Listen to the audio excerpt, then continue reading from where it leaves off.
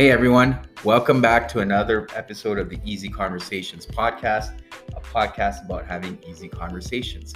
I'm your host, Furkan Dandia. In this week's episode, I'm honored to welcome Dale Borglum.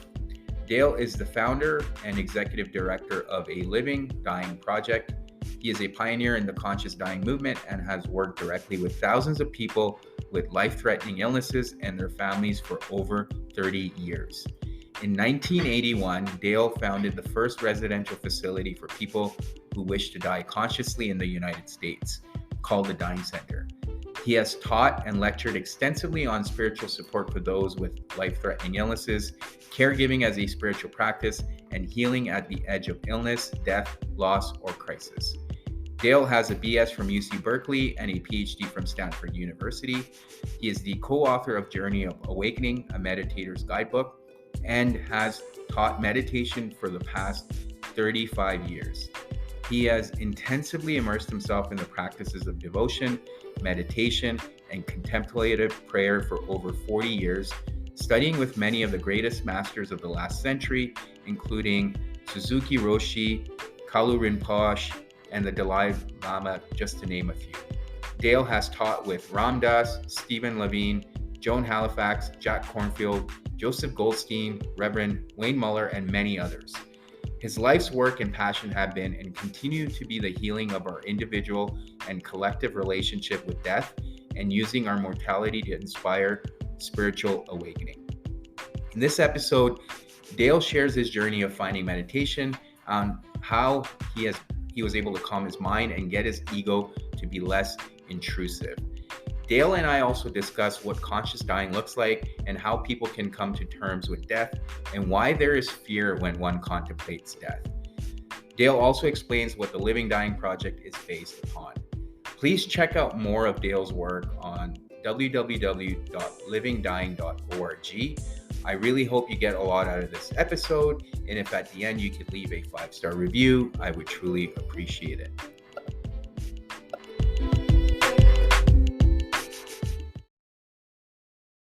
All right, Dale, welcome to the Easy Conversations podcast. Thank you for joining me today. I'm really honored to have you on and looking forward to the conversation we're going to have today.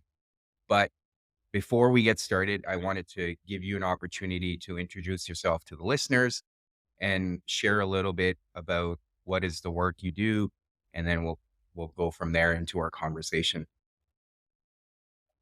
Okay, well, my name is Ramdev Dale Borglum. I have a spiritual name and a regular name. I mushed them together. I'm the executive director of the Living Dying Project, and we're an organization based in Northern California that offers conscious support, conscious spiritual support to people who are dying. I, along with Ram Dass and Stephen Levine back in the late 1970s, started the conscious dying movement here in the West. And we had a place in Santa Fe called the Dying Center that I was director of. It was the first place where people could come and live who wanted to die consciously. Mm-hmm. If you want, at some point, we can talk about what dying consciously really Yeah. means. I am also a meditation teacher. In fact, uh, I'm teaching a bunch of workshops coming up pretty soon. So if anybody's interested in all this stuff, the website is livingdying.org, livingdying.org. We have speaker series. I have a free group every other Saturday that has 400 people in it, a Zoom spiritual support group. And there are these both live and online workshops that are available. So there's all this material about how can we bring the traditional wisdom of the contemplative traditions, Hinduism, Buddhism, Christianity, Judaism, Islam, to the encounter with a life-threatening illness and to grieving and to caregiving. Mm-hmm. Yeah.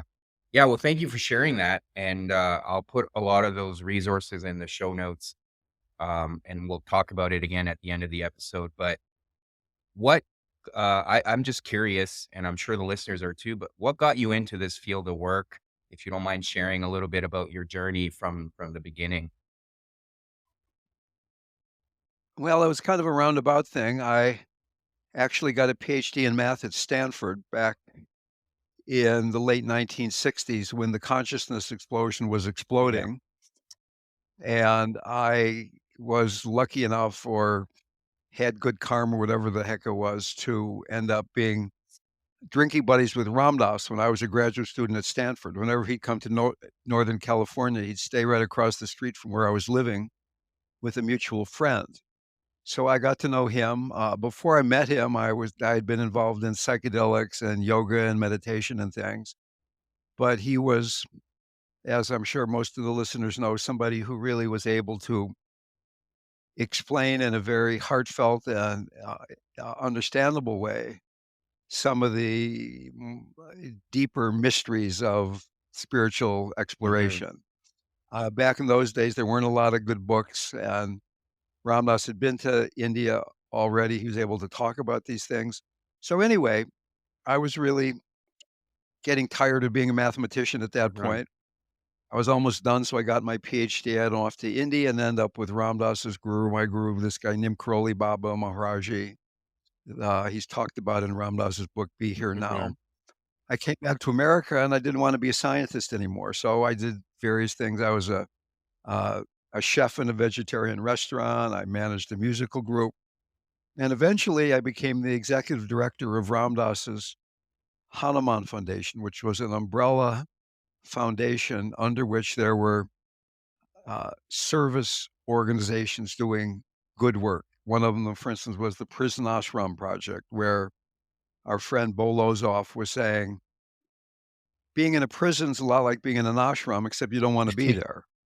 They feed you, you've got your cell to meditate, you've got a set schedule. It's just like being at an ashram, except you're there involuntarily. So if you can change your attitude and use this as a time of diving inside and really exploring who you are, then the only people inside the prison are gonna be the Hmm. guards, and they'll be free.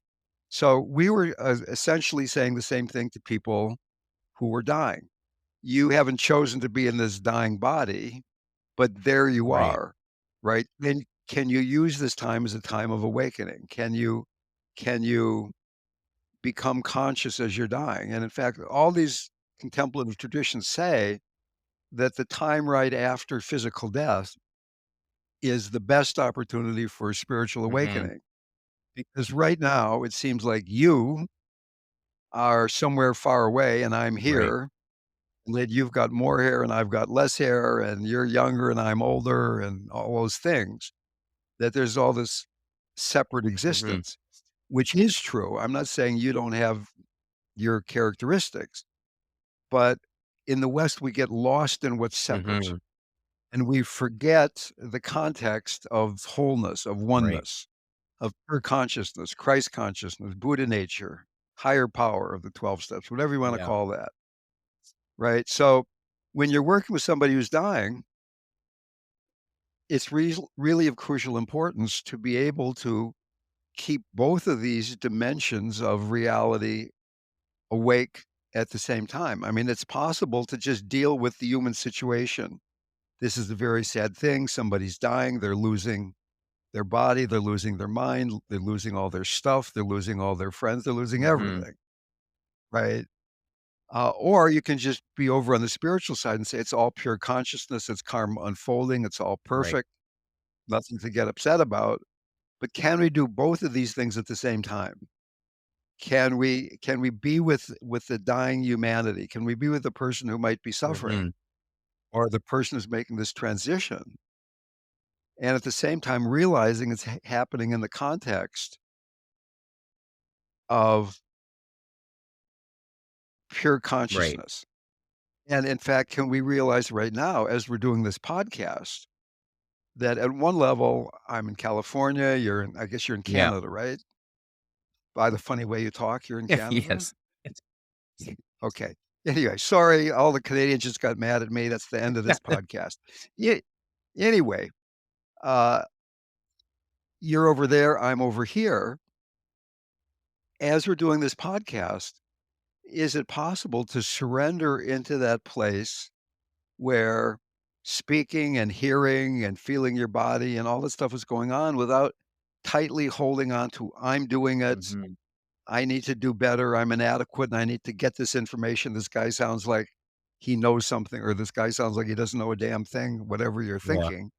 But there's some sense of, there's this me, I need some spiritual information so I can be a better human Mhm. being. And no, I'm sorry, you can't become a better human being. You're perfect just exactly the way you Right. are, right? My first meditation teacher, Suzuki Roshi, had this great line. He said to his students, he said, "You're all perfect, but there's still some room for Yeah. improvement." Right? So it's that balance of the perfection and the human story that needs Mm. improvement and work and things like that. So that basically, when we have an emotion, just as an example, suppose your friend is dying or you're caring for your Yeah. friend, and suppose the person is afraid, right? In English, we say, "I am afraid." In Spanish, "Yo tengo miedo." I have Mhm. fear. In Tibetan, fear is here. So just in the way we language things in English, it's so much harder not to become identified with the passing mind body state, with the emotion, moving energy, Yeah. emotion. So that very often when we're afraid, in fact, almost always when we're afraid, we get fixated on the trigger. Mhm. I'm afraid because he's doing that, or the government's doing this, or the weather's doing that, or my bank account's doing this, right? Rather than, what does it actually feel like to be afraid? Mhm. What is the bodily experience? Can I be with it, with this embodied awareness, this embodied mindfulness? And then beyond that, can I have compassion for the part of me that has been suffering whenever I've gotten afraid for so many times in my life up until now? Can I begin to have some compassion for that Mm. guy or that woman, whoever it might Right. be? Yeah. Yeah. Yeah. Yeah. So one of the things I do wanna understand based on what you said, so in terms of we are perfect as we are, as you mentioned, but there's improvement needed, and is that more of a in a on a spiritual sense that we need that improvement to to kind of become more spiritual? Is that what the teaching is? Well, when we say in a spiritual sense, that's kind of tricky Mhm. because you really can't separate the spiritual from the psychological or from the physical. I mean, as I was saying before, emotions, moving energy, emotions are experienced in the body. And I really, as a meditation teacher and as a guide to the dying, I really focus a lot on embodiment and physical experience. So many people get involved in meditation as a way of trying to get beyond their problems, to try to do an end run around what's bothering them. If I meditate high enough or, Yeah. or wide enough or something, then I'm not going to feel the crappy stuff that's arising in my life, Mhm. right? Whereas fundamentally, meditation is about becoming familiar with, making friends with a sense of kindness and mercy, who you are and everything that's arising moment to moment. Beginning to have this loving relationship with yourself and all of your experience, Mhm. which at first seems like, okay, I've got to really do something here. But the more you go into practice, at least in my experience, the more it is about surrendering and receiving Right. and opening. That blessing is always there. I mean, even when we're right now, I'm living in Northern California. There's just been all these Yeah. storms, like this floods and water all over the place, and people are dying because trees are falling on their cars or on their houses, or one kid got ripped out of his mother's arms in the water. They never found him again. So these storms are going on. Is it possible then to keep my heart open for that? Mhm. It's pretty easy to keep your heart open if you're with somebody you love and you've just had a great meal and some wonderful music is playing and you've got some money in the bank and the doctor says you're pretty healthy right now. But when something goes wrong, right, is it possible to keep your heart Right. open? if we haven't done some of this beginning work of getting grounded, getting centered, inhabiting the lower chakras, being able to be present for fear, for shame, for guilt, for Yeah. anxiety, for grandiosity, for all these emotions that people get so caught in, then you can open your heart, but it's only gonna be a very temporary Hmm. experience because it's depending on the environment being Right. supportive. Yeah. Yeah. No, thank you for explaining that. And one of the things I think that keeps coming up, at least from over the last few months, based on the work I've been doing, is there's this fear of death for a lot of people. And I know you touched on that briefly, that people get afraid. Why do you think there's that fear and anxiety around even getting old and facing that next chapter of our life, uh, based on the work you've done? Well, as a recovering mathematician, I have a formula. I know everybody loves math, Yeah. right? Okay. All fear is basically fear of death, Hmm. and fear of death equals lack of enlightenment. Hmm. So, enlightenment, to be overly simplistic here, which I love to do, is going beyond being identified with what's separate and surrendering into wholeness, into oneness. Yeah. And fear of death is the deepest fear. It's like fear. The New York Times did a survey a number of years ago. What are you most afraid of? Number one was speaking in public. Number three was dying. Okay, so that's kind of humorous in Yeah. some way, but the part of you or me that would be afraid of speaking in public is the part of you or me that's afraid we're going to be embarrassed by somebody else. There's me. There's those people out there that might judge me if I'm not clever enough or kind enough, whatever. And enlightenment is about surrendering that holding on to the I sense of letting that dissolve by going through the heart. Now, what we're talking about here is ego Hmm. death. The ego doesn't want to die. The ego believes Descartes. I think, therefore I am. So if you sit down to meditate, I don't know, do you meditate Yeah, at I all? do.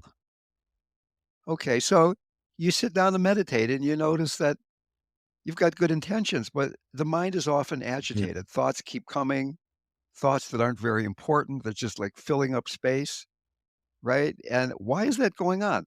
Why can't you just relax and just be in your heart or be spacious or all those great things that the books talk about? Because in letting go and having an open, empty mind, it's ego Right. death. There's no I then who's having the experience, and the I starts freaking out and says, "Well, wait a minute. Let's start thinking about what's for lunch." Yeah. Right? So or something. So, like, one time I was at this longer meditation retreat.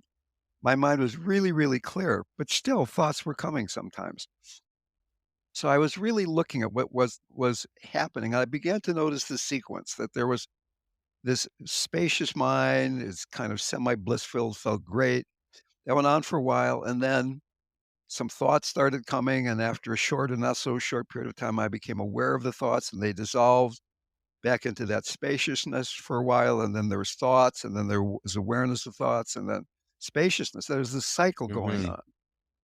And I thought, well, why do those thoughts keep coming? It's so much more pleasant when I'm just resting in openness. And when I really paid attention, right before the thought was this very subtle fear of death, that fear of spaciousness, that I wanted to know that there was an I who could do something, even if it was having stupid Hmm. thoughts. So, uh, I'm not saying the mind is an Right. enemy, but we identify with all those thoughts.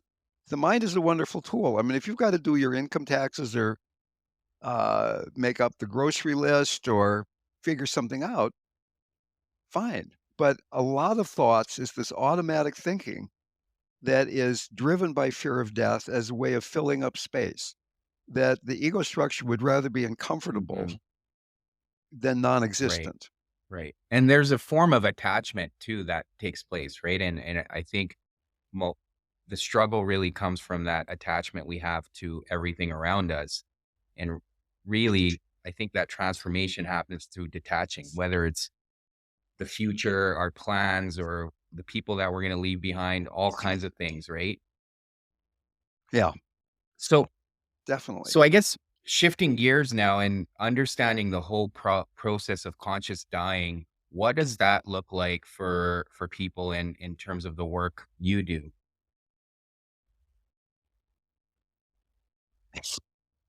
Well, it's a very individual process. I mean, it's hard to say what it looks like for everybody. I don't know if I can do that. I mean, what is conscious living? Let's start there. I mean, conscious dying is only conscious living in the context of death is Right. approaching, right? So, at the most basic level, being conscious is being present. You're mindful. You're not totally asleep.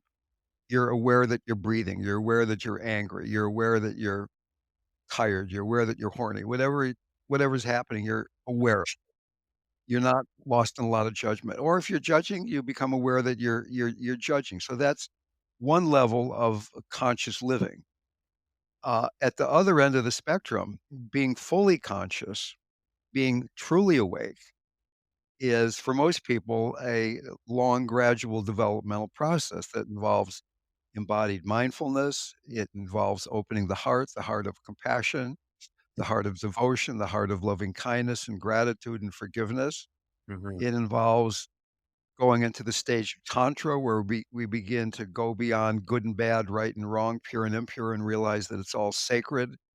It's all a face of the divine or a face of the Mhm. mother in non-duality that Ramana Maharshi and Eckhart Tolle and Adyashanti and me and a lot of people talk Yeah. about, right? So that being fully conscious is resting in that non-duality. There's not even somebody who's doing it. There's just awareness. There's not I am aware, Right.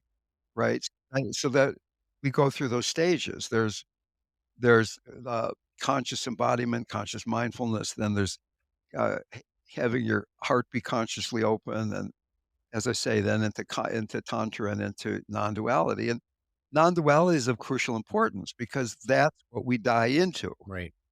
in my understanding, having been with a lot of dying people and being with a lot of great saints and done a lot of meditating and taken a lot of psychedelic drugs, that when w the f when you leave the body, the first thing that happens is you open up into pure spaciousness, and the Tibetans say that this is as bright as 1,000 Mhm. suns. That's pretty bright. Yeah. I mean, looking at 1,000 suns, for most people, they would have to cover their eyes. They were afraid their eyeballs are gonna get burned Right. out, right? So, to the extent that you or I or anybody has practiced this surrender into how brilliant life is, how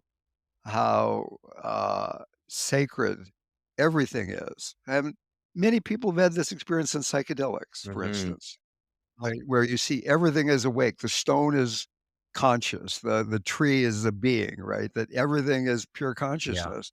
And we think, oh, this isn't a hallucination. This is actually the way things are. I just generally am so preoccupied with everything else. I don't even see Mhm. this.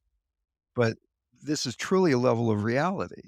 And what my understanding and study and experience shows is that we die into that. It's not like necessarily taking a psychedelic drug. It's much more direct and full than that, I would Yeah. hope.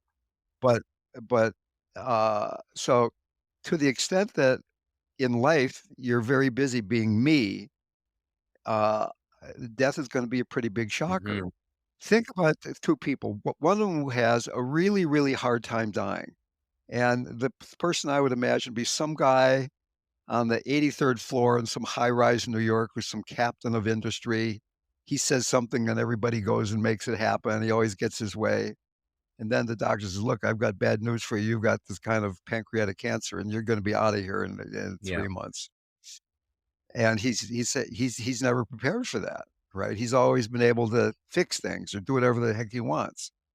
Then person number 2, it's some old grandmother, great grandmother down in Central America living out in a rural area. She's watched some of her grandkids die. She's been planting and harvesting crops for decades and decades. She's watched people and animals die and leave and be beautiful and be not beautiful and all these Mm-hmm. things. And when it becomes time for her to die, it's another moment of that very open Right. living. She's walking around with her feet in the earth. She's grounded. She's heartfelt, right? So, I mean, those are very Yeah. simplistic, uh, uh, what's the word I'm looking Example. for? Yeah. Examples, archetypes, I mean, it doesn't have to be male, female, and all that thing, but I mean, you get the idea that some people are gonna have a lot easier time dying than Mm-hmm. others. And, I've been around I when I ran the dying center, one person came there to die who had been a meditation teacher for 30 years. I thought, "Boy, this is gonna be great to help Yeah. her with the dying process." She had a really hard time. 'Cause all of her wisdom was up in her Mm-hmm. head, and she got really, really tight when the end of her life started going out of control, when she couldn't control how much pain she had or what her mind was doing. Her meditation process, her practice, her spiritual understanding didn't go down deep enough into her body, it was too much in her head. Mm-hmm. There was another guy then who came who was he'd been a shepherd for many years, tending sheep in the mountains in the Colorado, New Mexico border. He'd watched all these animals die, the seasons come and go. He had an easy time, and he'd never meditated a day in his life in any formal kind of way, but he'd been out in nature almost all of his Mm-hmm. life. Yeah, I mean, that's thanks for sharing those examples. I mean, it really depends on the person. And I had a recent experience with my grandmother passing away, and I was fortunate enough to talk to her on FaceTime. And it's interesting to your point when you mentioned in your example, the grandmother who just kind of accepts it. That's what I noticed in her. And it was kind of a beautiful experience for me to see someone at so much peace and ready, and it was a lot easier to accept it because I knew there was no pain that came with it, or pain of loss. It was more of a felt like almost like a celebratory thing for me because I felt like she knew she was going to a better place. Right. And Fantastic. yeah, and I guess one of the things I'm curious to know, because I know we're talking about a lot of the times where it could be a terminal illness or it could be age related, but this is something we can meditate on and practice in our daily lives, irrespective of what our life circumstances are. Is that fair to say?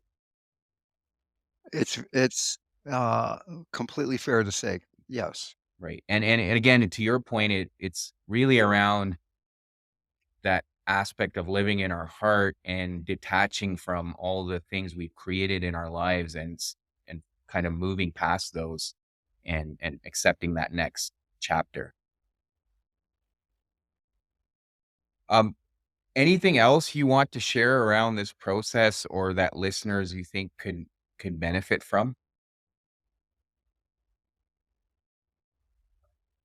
Well, uh, yeah, I guess what I'd like to say is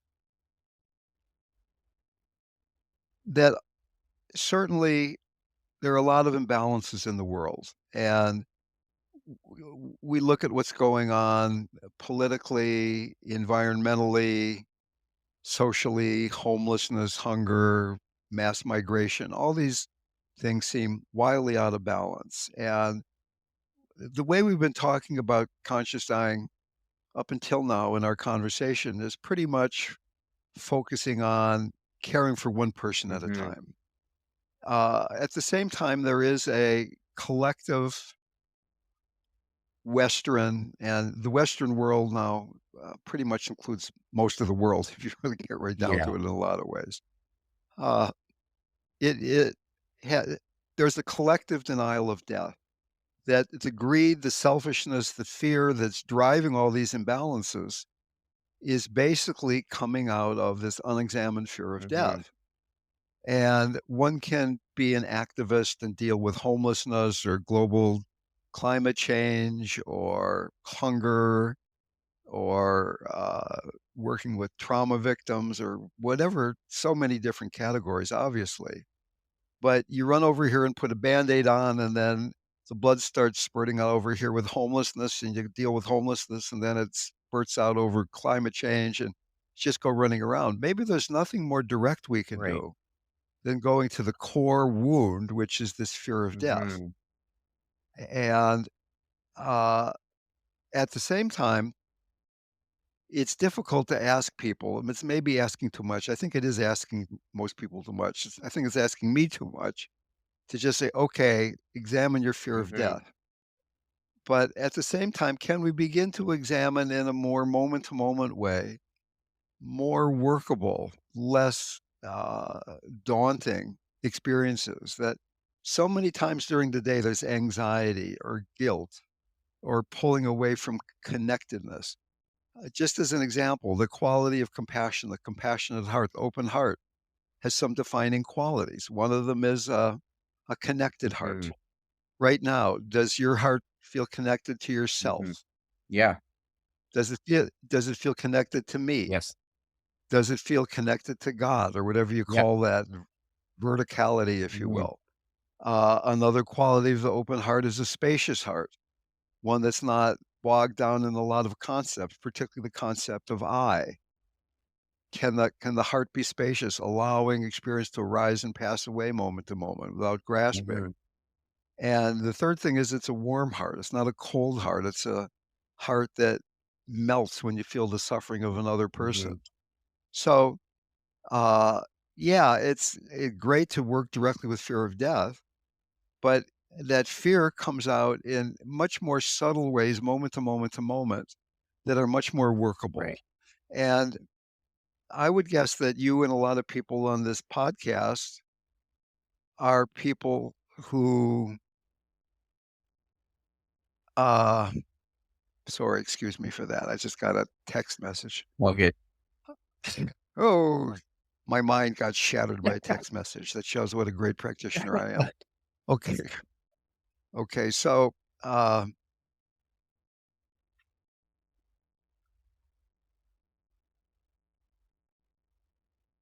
can we, in a moment to moment way, begin to notice when we're disconnected, when our heart becomes cold, when our heart becomes less than spacious? There are certain somatic signals.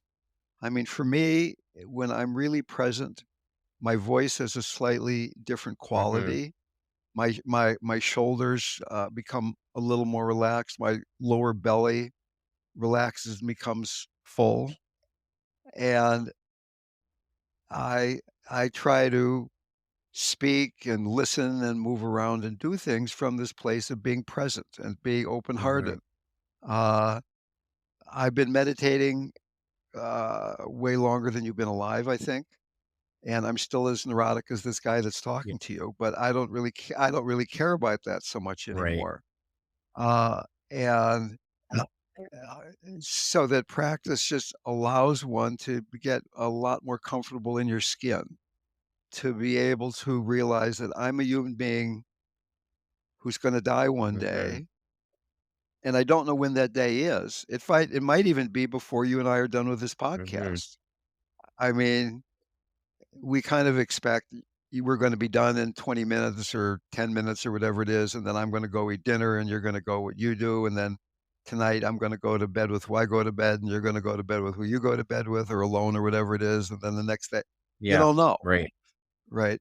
So if in fact we really didn't know, if we knew that we were going to die, but we really didn't know when, how would that motivate us to be more present? I mean, like, I'm probably never going to see you again in this life. I mean, and maybe you're so taken with this, you say, "Hey, we got to do this again," Yeah. but I would probably love not. to. I would Right. love to.